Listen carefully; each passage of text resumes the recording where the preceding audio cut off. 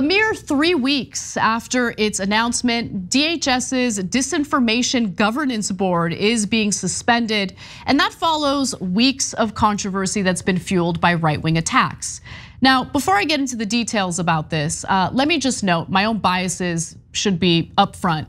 I think that it's the right move to suspend this disinformation board. I think the disinformation board was not defined clearly. I think that it seemed to be some weird, vague, aimless government organization as part of DHS that would have absolutely been abused by a GOP administration. But with that said, let me tell you how this all went down and the failures of DHS under the leadership of Joe Biden to really sell this to the American people. So, unlike the Ministry of Truth in George Orwell's 1984 that became a derogatory comparison point, neither the board nor the person who was supposed to serve as the head of the board, Jankowicz, had any power or ability to declare what is true or false or compel internet providers, social media platforms, or public schools to take action against certain types of speech. In fact, the board itself had no power or authority to make any operational decisions.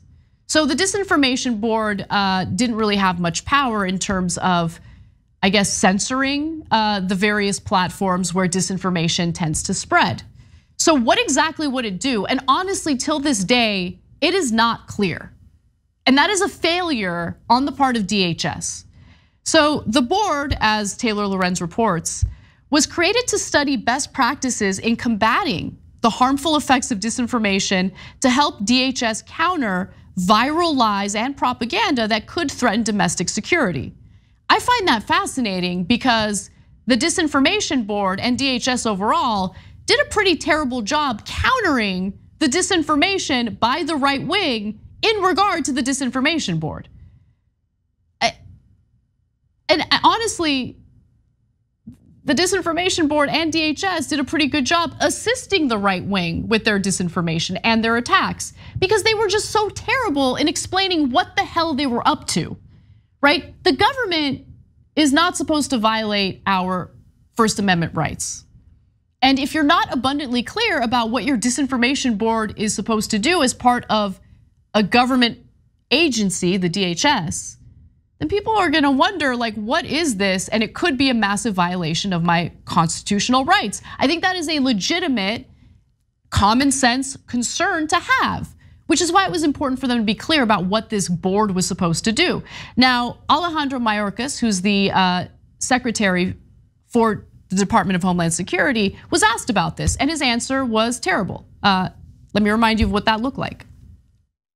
What will it do? So what it does is it works to ensure that the way in which we address threats, the connectivity between threats and acts of violence are addressed without infringing on free speech, protecting civil rights and civil liberties, the right of privacy. And the board, this working group, internal working group, will draw from best practices and communicate those best practices to the operators, because the board does not have operational authority. Will American citizens be monitored? No. Guarantee that. Well, so what we do, we in the Department of Homeland Security don't monitor American citizens. You don't, but will this board change that? No, the board does not have any operational authority or capability. So when you watch that, did you get anything out of it? Did it answer any questions about what the Disinformation Board, which again would be part of the Department of Homeland Security, what would it do? That did not answer any questions. And so when you're not clear about what it's gonna do, and when the rollout is as disastrous and chaotic as it was in this case, it opens an opportunity for the right wing to run with it, to run with whatever narrative they have, and that is in fact what happened. And by the way, just one quote from a spokesperson from DHS. The board's purpose has been grossly mischaracterized. It will not police speech. Quite the opposite, its focus is to ensure that freedom of speech is protected. Really? How? How would it protect freedom of speech? I don't really understand. But anyway, let's talk about the rollout of this new department, which again has now been suspended. And I think suspending it was the right choice, to be clear. The board itself and DHS received criticism for both its somewhat ominous name and scant details of specific mission.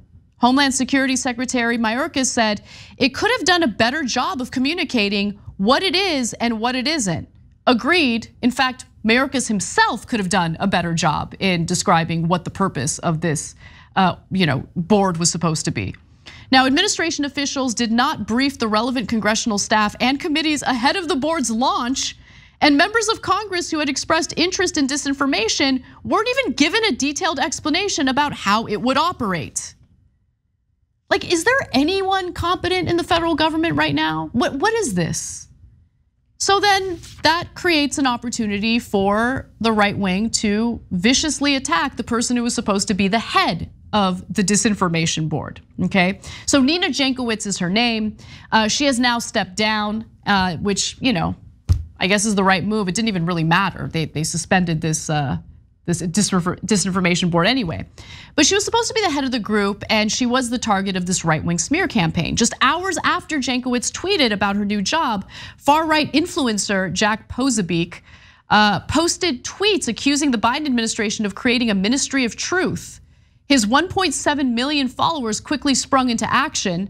By the end of the day, there were at least 53,235 posts on Twitter mentioning Disinformation Governance Board, many referencing Jankowicz by name. And then, of course, as we know, what tends to follow one of these right-wing spear merchants who spend all of their time jerking off on Twitter is just the right-wing lawmakers taking the lead, right? Following his lead, and that's exactly what happened here. Republican lawmakers echoed Posobiec's framing and amplified it to their audiences. US Senate hopeful and Missouri Attorney General Eric Schmidt and Representative Andrew Clyde both posted similar tweets.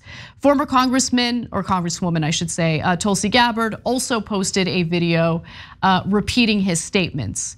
And then, as always, all of the right-wing rags decided to pick up this story and fearmonger about it as well. But look, to be fair to them, I mean, it raised red flags for me too. What is this board supposed to do? And even after like the media circuit that DHS Secretary Mayorkas did, it was still unclear. And even if you're super trusting toward Democrats, okay, you think, no, don't worry about, like, this sounds great. The government, monitoring disinformation is awesome because Biden's in charge and Democrats are in charge. First of all, I disagree with that. But secondly, okay, but Democrats aren't always in charge. And would you like knowing that, let's say the Trump administration has a so-called disinformation board meant to monitor disinformation? Would you be okay with it if they're not clear about what the disinformation board is then supposed to do in response to the disinformation?